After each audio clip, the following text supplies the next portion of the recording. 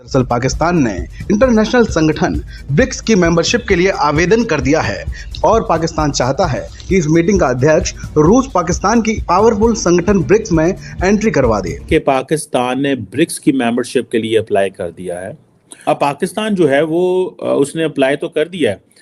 पाकिस्तान कहता है जी हम इस ऑर्गेनाइजेशन का मेंबर बनना चाहते हैं। इंडिया जो है उसने पिछली दफा भी रोक दिया था। ब्रिक्स के इवेंट में पाकिस्तान को ऐड नहीं किया गया। पाकिस्तान ने क्लेम किया है कि इंडिया ने पाकिस्तान को ब्लॉक करवाया है ब्रिक्स में ऐड होने से। क्या कहेंगे, क्या पाकिस्तान का ये क्लेम जायज़ है? क्या ये इंडिया ने किया है? देखें जी, ये एक ट्रेड बेनिफिट्स की बात होती है। इंडिया बिलाशुबा एक बहुत बड़ी मार्केट है पूरे वर्ल्ड के लिए, चाइना के लिए। अगर पाकिस्तान नहीं आ पाता Argentina, Egypt, Ethiopia, Iran, Saudi Arabia, UAE की तरह, तो फिर पाकिस्तान के लिए एक बड़ा समझें एक डिप्लोमेटिक एम्बैरसमेंट है ये। इंडिया ने लास्ट टाइम तो रोक दिया, रोकना जारी बात है, अभी भी रोक सकता है। लेकिन हम पे डॉलरों की बारिशें हुई, हमने हर चीज बेची, आज भी बेच रहे हैं और पता नहीं है कब ब्लीडिंग रुकेगी, कब। मेरे अफसोस के साथ मैं कहूंगा पाकिस्तान के अंदर कोई पाकिस्तानी नहीं। यही मेरी दुख की स्टोरी है। पाकिस्तान के अंदर कोई पाकिस्तानी नहीं, क्योंकि उन्हें पता ही नहीं कि पाकिस्तान क्या है, क्यों बनाया गया था। हमारी फॉरेन पॉलिसी हमारे हमसायों के साथ उस तरह से नहीं बन सकी।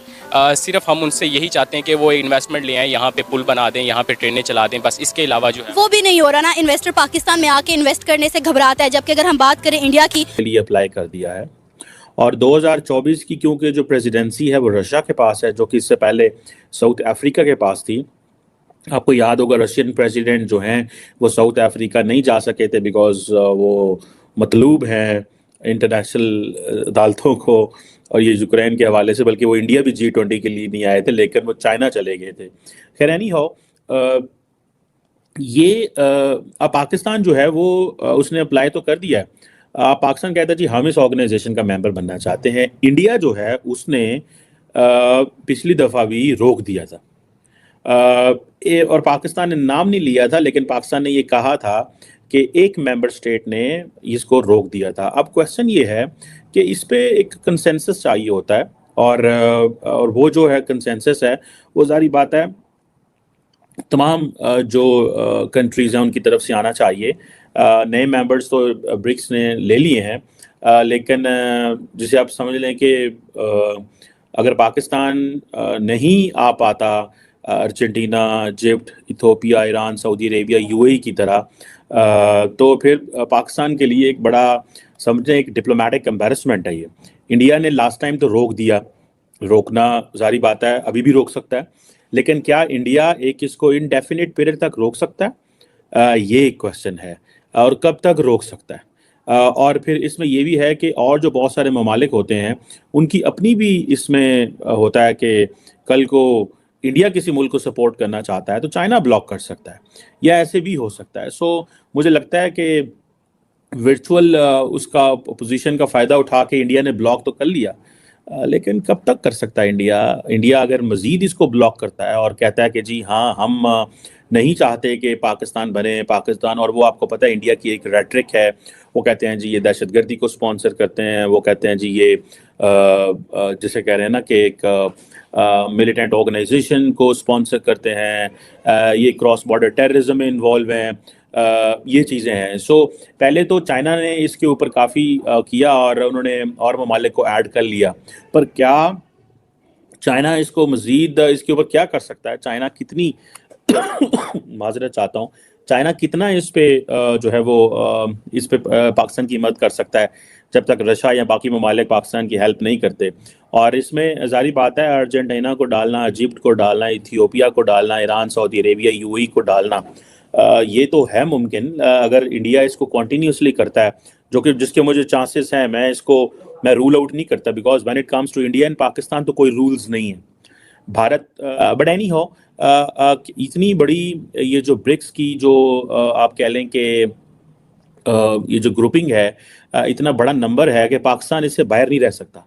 अब देखें ना कि अगर ब्रिक्स जो है फॉर एग्जांपल 41% ग्लोबल पॉपुलेशन है, पाकिस्तान दुनिया का छठा बड़ा मुल्क है, दुनिया की 24% GDP है, दुनिया की 16% ट्रेड इसके अंदर है। तो इट मीन्स कि ये एक बड़ा नेटवर्क है, बड़ा ग्रुप है।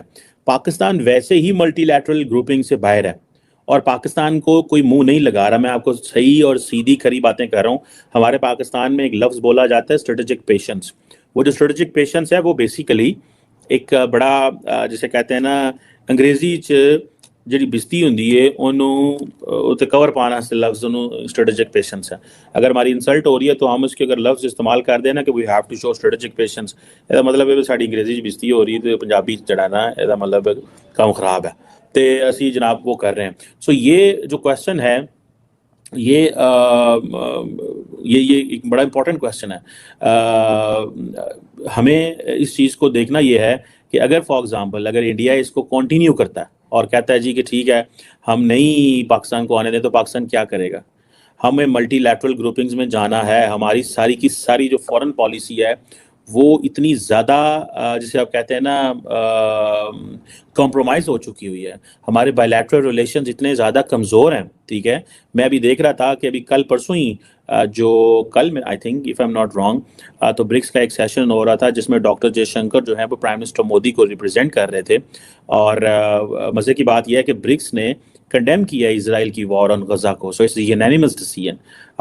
इंडिया की अपनी पोजीशन है लेकिन समहाउ ब्रिक्स ने एक पोजीशन ली है। So it means alternative institutional arrangements इस वक्त they are on place.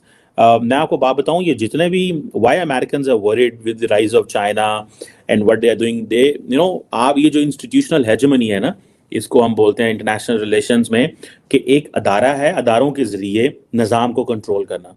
For example आपने सुना कि पाकिस्तान जो है उसने यूक्रेन को असला दिया 1.0 के, इन रिटर्न हमें क्या मिला? हमें IMF से पैकेज मिल गया। अब ये क्या है? अब हम IMF के पास जाते हैं तो हमें वो कहते हैं ठीक है आप उसमें ज़्यादा वोट जो है वो अमेरिका के और मुल्कों के हैं, वो कहते हैं ठीक है आप ये काम कर दें, हम आपको यहाँ पे वोट दे देंगे। तो वो काम जो है सो इस तरह की चीज़ों से इन Chinese and the Russians they are working on an institutional response. So अगर ब्रिक्स आप देखें, BRICS is a major non western institutional mechanism है। इंडिया इसमें बैठा हुआ है।